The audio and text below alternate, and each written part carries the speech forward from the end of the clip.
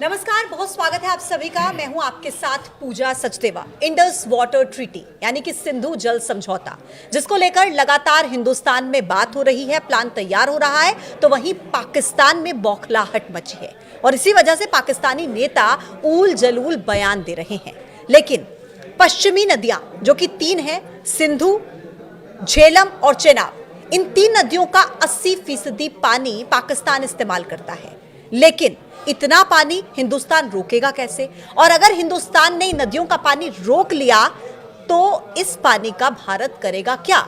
ये 2 सवाल हैं जिनको लेकर लगातार हर किसी के मन में संशय बना हुआ है। आज इसी पर हम चर्चा करेंगे, बातचीत करेंगे। मेरे साथ मेरे सहयोगी प्रशांत कटारे इस वक्त इस चर्चा में मौजूद हैं। प्रशांत, शुरुआत करते हैं चर्चा की और दर्शकों को समझाने की कोशिश करते हैं। सबसे पहले तो ये कि ये पानी को रोक पाना, क्या लगता है आपको, कितना आसान है हिंदुस्तान के? देखिए, 3 नदियां आपने जिक्र भी किया, सिंधु, झेलम और चेनाब। ये 80 और 20% रेशियो वाला पानी है। जो 3 नदियां थी, रावी, व्यास और सतलुज, ये तीनों भारत के हिस्से में आई। 3 नदियों, बाकी की जो 3 नदियां थी उसमें 80-20 का रेशियो था, यानी 20% भारत के पास पानी रहना था, 80% पाकिस्तान के लिए पानी जाना था। 1960 में ये संधि हुई थी और बहुत बड़ी बात थी कि उसके बाद 2 युद्ध हो गए, 2 बड़े युद्ध हो गए भारत पाकिस्तान के बीच, लेकिन ये संधि कभी टूटी नहीं। पहली बार ऐसा हुआ है जब इस संधि को ब्रेक कर दिया है इंडिया ने।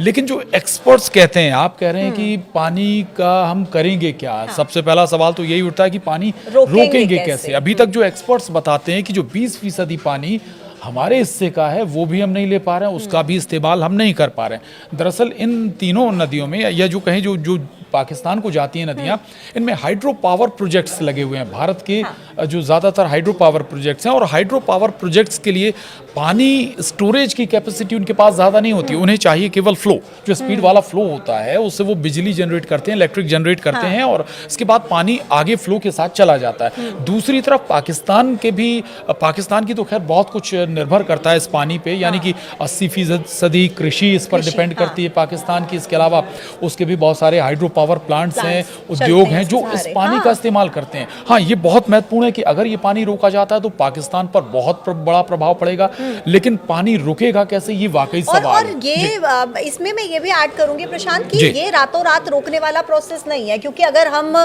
टेक्निकली समझें इस चीज को, तो जो भारत के डैम्स हैं वो पाकिस्तान से बताया जाता है कि काफी दूरी पर हैं, और अभी का जो मौजूदा इंफ्रास्ट्रक्चर इंडिया के पास है, क्या उस इंफ्रास्ट्रक्चर में इस पानी को रोका जा सकता है? हालांकि देखिए, भारत सरकार निश्चित तौर पर जब इस संधि को रोकने का डिसीजन ले लिया है 65 साल के बाद, जैसा प्रशांत आपने भी कहा, तो कुछ ना कुछ प्लान तो सरकार के पास भी होगा और इसको लेकर लगातार चर्चाएं भी चल रही हैं।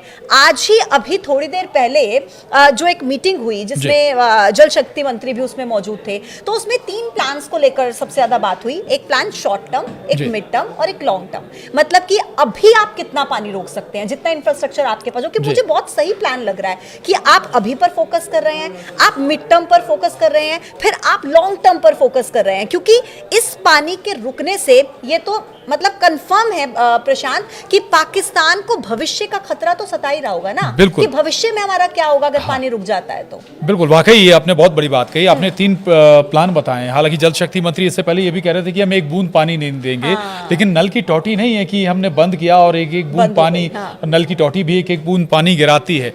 सवाल बड़ा ये है कि आपने जिक्र किया कि भाई बांध जो है वो बहुत दूर हैं और उनमें अगर आप पानी रोकेंगे तो जब खासतौर से जो बारिश का सीजन होता है, उस पूरे बेल्ट में बाढ़ जैसे हालात होते हैं। आप समझिए कि सरप्लस में पानी होता है। आप उस पानी को अगर रोक भी देंगे, और वैसे तो अगर आप पानी वाकई रोकना चाहते हैं तो वो कम से कम 6 से 8 से 10 साल का प्लान होगा। जब आप कोई डैम बनाते हैं, 1-2 साल में डैम नहीं बनता है, विशाल डैम बनाए जाते हैं। अगर आपको बहुत बड़े स्तर पे पानी रोकना है तो 8 से 10 साल का प्लान आपको लेकर चलना होगा। एक चीज और इसी चीज में ऐड करूंगी, जो 8 से 10 साल का समय आप कह रहे हैं प्रशांत, ये 8 से 10 साल का समय कानूनी लड़ाई लड़ने के लिए क्या पाकिस्तान के लिए बहुत ज्यादा नहीं होगा? क्योंकि जब ये ट्रीटी साइन की गई थी तो उसमें कुछ क्लोजर डेट तो थी नहीं कि कब तक ये ट्रीटी रहेगी। तो ऐसे में क्या कानूनी तौर पर इंटरनेशनल लेवल पर अगर पाकिस्तान के पास वो कानूनी लड़ाई लड़ने का समय होगा, एक चीज ये, और दूसरी चीज ये कि अगर पाकिस्तान, क्योंकि रोना बिलखना तो पाकिस्तान का वैसे ही शुरू हो चुका है अभी से, और ऐसे बयान आपने सुना होगा, बिलावल भुट्टो क्या कह रहे हैं, या तो सिंधु नदी से पानी बहेगा या खून बहेगा। तो खून जब आए, आतंक जब आए, तो ये नसों में जो पाकिस्तान की बसता है ना, तो ये जो रोना है इनका दोबारा भी शुरू होगा इंटरनेशनल लेवल पर। हालांकि अब हर कोई, पूरी दुनिया, कितनी बार पूरी दुनिया के सामने पाकिस्तान बेनकाब हो चुका है, लेकिन ये जो लीगल लड़ाई लड़ने का एक समय है, आपको लगता है कि पाकिस्तान को मिल जाएगा ये? बिल्कुल, देखिए बिल्कुल समय होगा पाकिस्तान के पास। पाकिस्तान अंतर्राष्ट्रीय कोर्ट में इस मामले को लेकर जा सकता है। दूसरा, जब ये संधि हुई थी तो मध्यस्थता विश्व बैंक ने की थी इसकी, इस संधि की मध्यस्थता, उसी की मध्यस्थता में ये संधि कंप्लीट हुई भी थी। और अब लेकिन ये चूंकि संधि टूट गई है तो अब बहुत सारे विकल्प भारत के पास भी खुल गए हैं। मसलन की ये कि भारत कोई भी निर्माण करेगा बगैर पाकिस्तान को बताया करेगा, बगैर दूसरा, जब इस तरह की चीजें, क्या होता है कि वाटर बम के तौर पे भी इस्तेमाल होती हैं। मसलन कि आपने एक साथ बहुत सारा पानी स्टोरेज कर लिया और उसके बाद आपने अचानक उस पानी को रिलीज कर दिया, यानी कि जो आगे जो भी कंट्री है, जो भी जगह है, उसको बहुत ज्यादा डैमेज हो जाएगा, नुकसान हो जाएगा। लेकिन इस तरह का खतरा आप समझिए कि डाइवर्ट कहां पर करेंगे आप इस पानी को? आप डाइवर्ट कहां करेंगे? अगर आपने पानी रोक लिया, आपके पास क्या उतनी नहरें हैं? आपके पास नहरें हैं कि आप दूसरे बेल्ट में आप जहां जरूरत है आपकी वहां पे आप टर्न कर दें? उतना इंफ्रास्ट्रक्चर बनाने के लिए भी आपको सालों लगेंगे।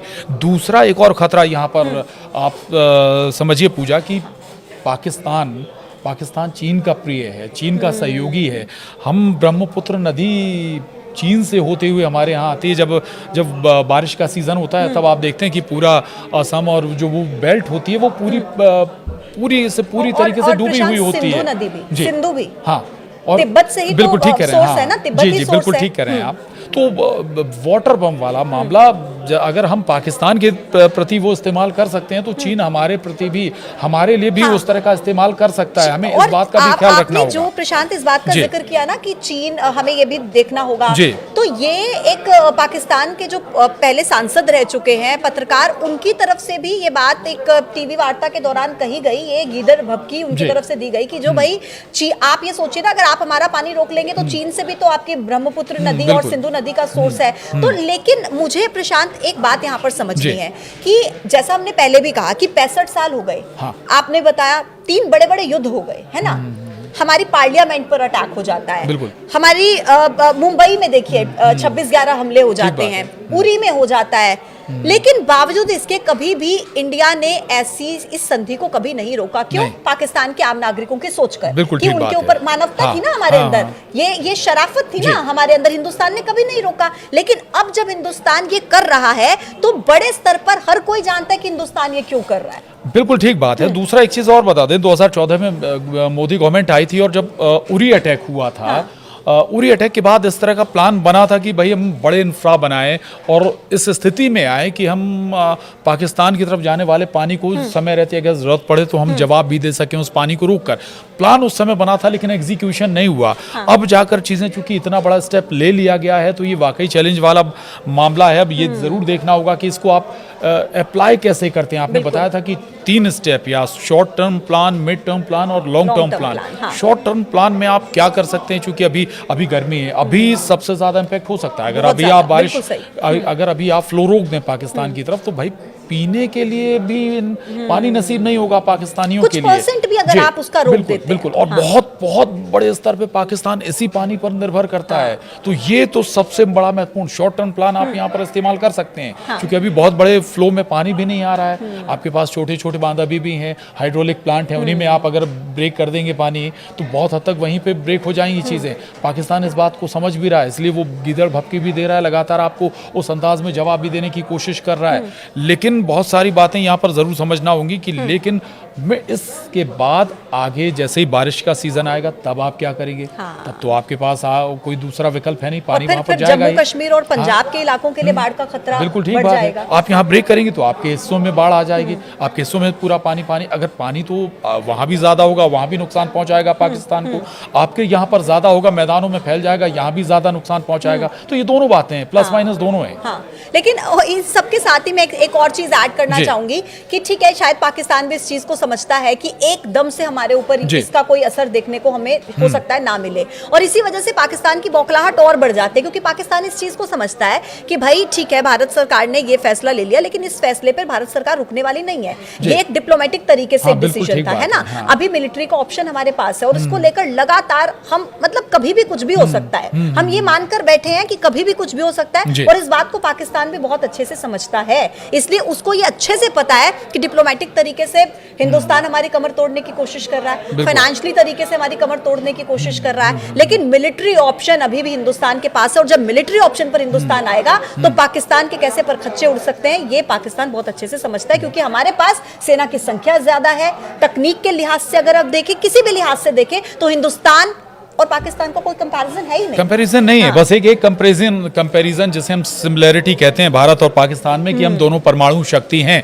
अगर आप कंपैरिजन करेंगे, आपने जवानों का कंपैरिजन करेंगे, हम डबल हैं। आप हमारे फाइटर जेट्स का कंपैरिजन करेंगे, हम डबल हैं। आप हमारे टैंक्स का अगर कंपैरिजन करेंगे तब भी हम डबल हैं, और भी जो भी मशीनरी है आप उनका अगर कंपैरिजन करेंगे तो हम हर हाल में डबल हैं। लेकिन आप समझिए कि पाकिस्तान भी दूसरी तरफ वो जंग की तैयारी कर रहा है। उसने सिंधु जल समझौते से बाहर आने, भारत के बाहर आने को एक्ट ऑफ वार कहा है, कि ये वार के लिए आपने सिग्नल दे दिया, आप वार की पोजीशन में आ गए। और संभव हो सकता है कि पहले इस तरीके के कदमों से भारत पाकिस्तान को तोड़ने की कोशिश कर रहा हो, कमजोर करने की कोशिश करे, और उसके बाद एक घेरा जो कह सकते हैं, आपने कहा कि मिलिट्री हमारी जो थल सेना है उसके जरिए भी हम एक्ट कर सकते हैं, वायुसेना के जरिए भी हम एक्ट कर सकते हैं। और तीसरा हमारे पास एक जो बड़ा ऑप्शन है, बहुत मजबूत है, हमारी नेवी के पास, हमारे पास परमाणु अटैक करने की क्षमता है।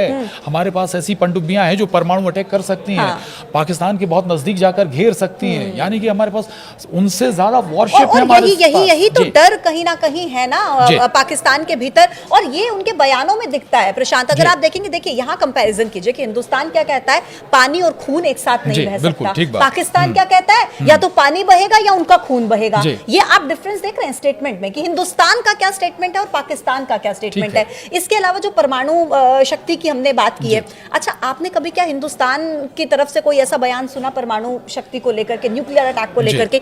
हमेशा ये न्यूक्लियर अटैक की गीदड़ भभकी पाकिस्तान की तरफ से क्यों दी जाती है? क्योंकि उन्हें पता है मूर्ख देश है और उनके पास इसके अलावा कुछ बोलने को है नहीं, तो बार बार इसी बात का जिक्र करते हैं। परमाणु बम का आपने जिक्र किया। परमाणु बम को लेके अभी पाकिस्तान की तरफ से कुछ बयान भी आए थे कि हमारी ऐसी कोई नीति नहीं है कि हम पहले परमाणु बम का इस्तेमाल नहीं करेंगे।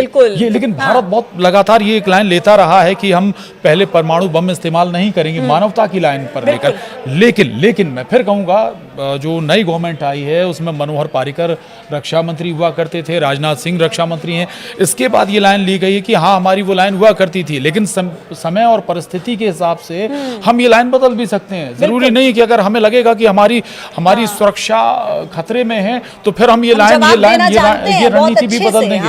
हम इसमें संकोच नहीं करेंगे। अगर हमें पहले परमाणु हथियार का इस्तेमाल करना पड़ा, दूसरा अब चूंकि परमाणु हथियार की बात आती है, हमारे पास इतने सिस्टम्स हैं जो मिसाइल को आने से पहले ही खत्म कर सकते हैं। रशिया से हमने बहुत बड़े ऐसे सिस्टम्स लिए हैं जो एक साथ कई मिसाइलों को ध्वस्त कर सकते हैं। ऐसी बहुत सारी परमाणु मिसाइलें भी अगर हमारे ऊपर एक साथ दागी जाती हैं तो उससे भी हम ब्रेक कर सकते हैं, वहीं पर खत्म कर सकते हैं। और तो सोचिए कि अगर वो प्रशांत इस बात पर आते हैं कि हिंदुस्तान हर उस शक्ति से सक्षम है जिसकी जरूरत इस वक्त पाकिस्तान के अगेंस्ट वो इस्तेमाल कर सकता है, लेकिन हमारा हिंदुस्तान एक बहुत ही समझदार देश है और वो सक्षम देश है, बहुत सक्षम देश है, लेकिन वो हर फैसला सोच समझ कर लेगा। लेकिन इतना जरूर है कि जो भी फैसला होगा पाकिस्तान को उसका खामियाजा तो जरूर इस बार भुगतना होगा। बिल्कुल, बहुत चूंकि हम लोग समझ के हो रहे हैं, एक छोटी बात और जोड़ देंगे। चूंकि अभी स्थिति ये है कि अभी ज्यादातर विश्व समुदाय, विश्व के तमाम बड़े देश भारत के ऊपर हुए इस हमले की निंदा कर रहे हैं, भारत के साथ खड़े हुए हैं। और इस मौके का हमें लगता है कि चीन ठीक कह रहे हैं आप, चीन। और मुझे लगता है कि शायद भारत इस मौके का फायदा जरूर उठाना चाहेगा। बहुत सारे उदाहरण हैं भाई। अब देखिए, इजराइल लगातार अगर उसके ऊपर एक अटैक होता है तो उसका जवाब बहुत जबरदस्त तरीके से देता है। दूसरे अलग अलग मोर्चे हैं। तो दूसरा एक और पहलू है कि भारत की जनता भी इस वक्त चाह रही कि आप जवाब दीजिए। और जब जनता का समर्थन कहीं पर होता है, साथ ये जो एकता होती है, तो फिर क्या हो सकता है ये आपको हिंदुस्तान जरूर दिखा देगा। आज के लिए इतना ही। कल फिर से होगी मुलाकात एक नए वीडियो के साथ। तब तक के लिए आप देखते रहिए News 18। नमस्कार।